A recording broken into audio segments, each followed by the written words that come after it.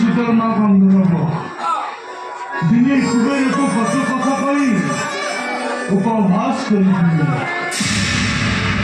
कटु वाक्य मोर रूपे क्रोध जर्जरित हुई जनपति कुबेर दिले मत अविश्वास से दिन ठारू राक्षस मन नहीं राक्षस देह बलि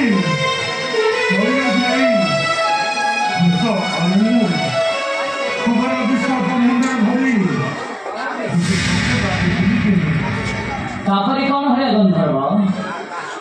पूरी बोलती स्वयं परम ब्रह्म हरि दानव स्तरे मान रूप बही स्वयं जगन्नाथ श्री राम अवतार पिता सत्य परि आसिथिले एई घोर कांटनी जेबे देखबी प्रभु कदंड भूमि को तेबे जाई शाप पाप मोर होई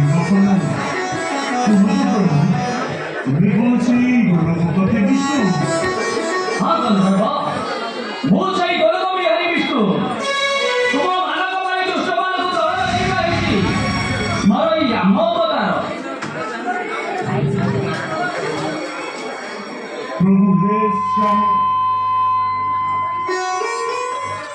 प्रभु हे श्यामल संत मूर्ति सतपति समीपत श्रीचरण तले क्यों तपस्या भूलि भय आज